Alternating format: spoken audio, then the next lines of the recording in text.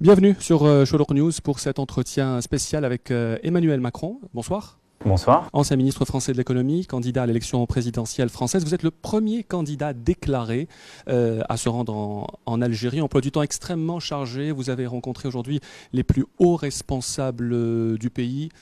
Qu'est-ce qu'il en est sorti aujourd'hui, Monsieur Macron, de vos consultations? D'abord, j'étais très heureux de retrouver certains anciens collègues. C'est le cas de M. Bouchareb, ministre de l'économie, mais c'est le cas aussi M. Lamamra, le ministre des Affaires étrangères, avec qui j'avais beaucoup travaillé l'un et l'autre. J'ai eu la chance d'être reçu. On a eu un entretien de près de 2 heures avec le Premier ministre, M. Sellal, puis j'ai vu la ministre de l'Éducation nationale, le ministre en charge des cultes, pour un tour d'horizon très complet.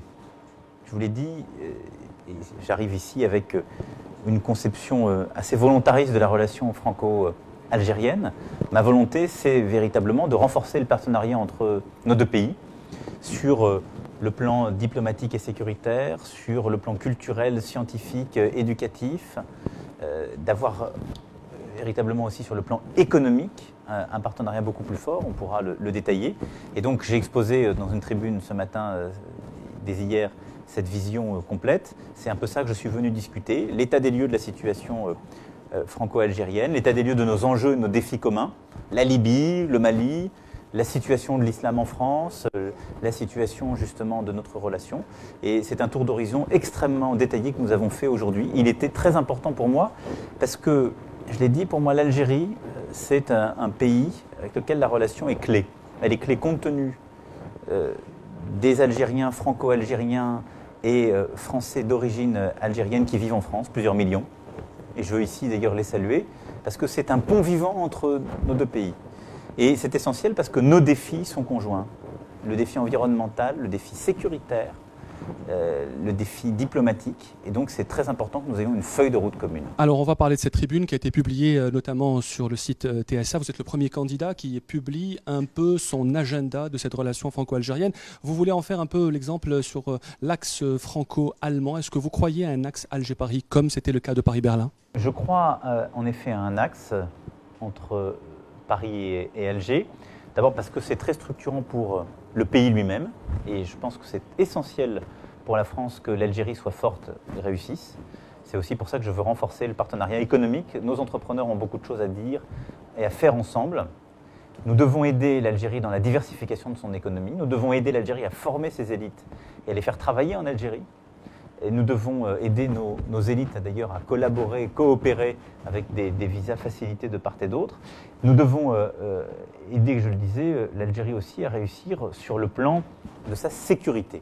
Et donc, pour moi, c'est essentiel parce que les défis algériens sont des défis français. Si ça se passe mal en Algérie, ça n'est pas bon pour la France.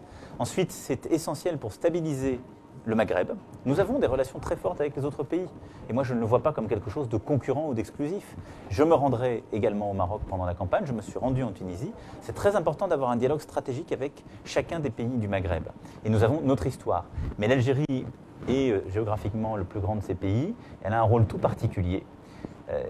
Et c'est aussi un point d'entrée vers l'Afrique. Moi, je crois à une France qui doit repenser sa stratégie africaine, sa relation avec l'Afrique. La France doit faire respirer l'Afrique par des nouvelles infrastructures sur le plan routier, autoroutier et de transport, verticales et transversales, par de nouvelles infrastructures énergétiques. Et là, l'Algérie a un rôle formidable sur le solaire à jouer. Et donc tout ça, je veux qu'on le pense dans le partenariat franco-algérien. Vous êtes conscient, M. Macron, que la relation algéro-française est particulière depuis l'indépendance. Elle est parfois tendue, parfois au beau fixe. Qu'envisagez-vous dans cette relation? Est-ce que vous voulez faire tout ce que vos prédécesseurs n'ont pas réussi? Est-ce que vous allez vous imprégner de ce qui s'est passé? Vous avez une formule magique, une potion magique pour la relation Alger-Paris? Non, il n'y a pas de formule magique, en général dans la vie. D'abord, je veux noter que depuis décembre 2012 et la visite du président Hollande, les choses se sont beaucoup apaisées. Il y a eu ensuite des péripéties qui ont un peu grippé l'affaire du tweet, notamment. La relation, mais je pense qu'il faut rendre au président de la République Hollande le soin qu'il a mis à restaurer une relation franco-algérienne beaucoup plus stable et beaucoup plus forte. Moi, je souhaite m'appuyer là-dessus avec 2 façons de faire. La première, c'est d'avoir une politique très précautionneuse, dense, forte à l'égard de notre passé, de ne pas le cacher, de le considérer, mais en même temps de ne pas me laisser piéger, parce que nous avons des mémoires concurrentes. la mémoire des Algériens qui vivent en Algérie n'est pas tout à fait la même que celle des Algériens qui vivent en France, des rapatriés, des harkis. On a ces mémoires mélangées qui font la communauté algérienne, franco-algérienne ou d'origine algérienne en France. Et ça, il faut le regarder dans sa complexité et dire à chacune et chacun, on doit réconcilier ces mémoires. Ce sont les mémoires d'une même expérience. Bon. Des choses atroces, des barbaries, des crimes contre l'humanité ont été commis.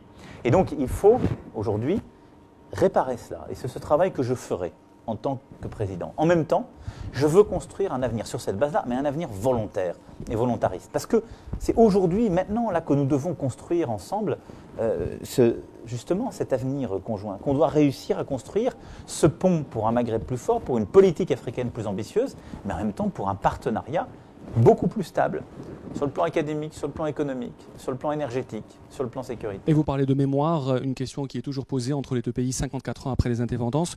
Au mois de novembre, vous déclariez, M. Macron, en Algérie, il y a de la torture, mais aussi l'émergence d'un État, des classes moyennes, c'est la réalité de la colonisation. Il y a eu des éléments de civilisation et des éléments de barbarie. Est-ce que vous regrettez ces propos ou est-ce qu'ils ont été sortis de leur contexte? Non, ils ont été sortis de leur contexte parce que je ne parlais pas que de l'Algérie. Je pense qu'il est inadmissible de faire la glorification de la colonisation. Et certains, on le sait bien, il y a un peu plus de 10 ans, ont voulu faire ça en France. Ça, jamais vous ne m'entendrez tenir ce genre de propos. J'ai condamné toujours la colonisation comme un acte de barbarie. Je l'ai fait en France, c'est ce que je fais dans cette interview, et je l'ai fait partout où je me suis déplacé. La colonisation fait partie de l'histoire française, c'est un crime contre l'humanité, c'est une vraie barbarie, et ça fait partie de ce passé que nous devons regarder en face, en présentant aussi nos excuses à l'égard de celles et ceux vers lesquels nous avons commis ces gestes. En même temps, il ne faut pas balayer tout ce passé.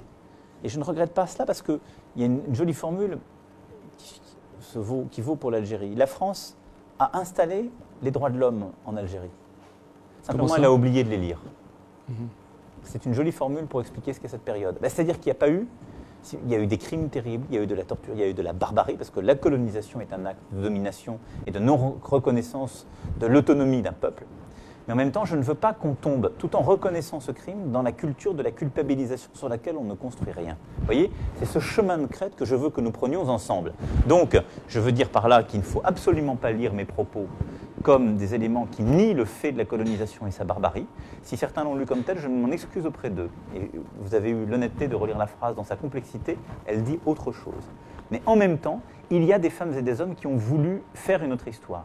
Ils ont échoué à cela, l'État français a échoué à cela, mais il y a eu des passeurs, il y a des femmes et des hommes qui portaient mieux que la colonisation. Est-ce que cette question de la mémoire a été évoquée dans vos entretiens avec le Bien Premier sûr. ministre et les membres du gouvernement? Elle a été évoquée, je l'ai évoquée aussi ce soir lors de la réunion publique que nous avons tenue, parce que je considère qu'on doit pouvoir en parler. Parce que vous le savez bien, en même temps, les expatriés, comme on dit, les pieds noirs, comme d'aucuns emploient le terme, ont une autre vision de la colonisation. Je ne m'y retrouve pas, parce qu'elle nie là, les crimes qui ont été commis, mais on ne peut pas leur dire « vous n'avez rien été ». Vous étiez simplement des criminels, parce qu'ils ont leur histoire intime avec l'Algérie. Et donc, on doit savoir faire vivre, tresser ces mémoires, tout en reconnaissant la responsabilité de l'État français et de ce qui s'est passé ici en Algérie. La France et l'Algérie sont confrontées à deux grandes crises, l'antiterrorisme et la question migratoire. Oui. Comment est-ce que vous allez aborder ces deux questions si vous êtes élu président de la République? Par un partenariat renforcé, je le disais, avec l'Algérie. Le fait terroriste, l'Algérie l'a connu pendant la décennie noire. Elle a d'ailleurs été bien seule. Nous le connaissons depuis 2012, puis 2015-2016, de manière extrêmement forte, impressionnante pour la population française, qu'il a vécu dans sa chair. Et face à cela, nous avons besoin de renforcer notre coopération. Un gros travail a d'ores et déjà été fait, qui a permis d'ailleurs l'intervention au Mali. Nous avons des défis sur les prochaines années. Régler le sujet libyen et stabiliser la Libye. La France a un rôle à jouer, l'Europe même plus largement, à travers une conférence régionale que je propose, un groupe de contact. L'Algérie doit être présente puisqu'elle est un pays frontalier important et nous avons ensemble à traiter ce sujet. Ensuite, le sujet malien et la présence de Daesh et Boko Haram dans cette région de l'Afrique noire n'est pas terminé.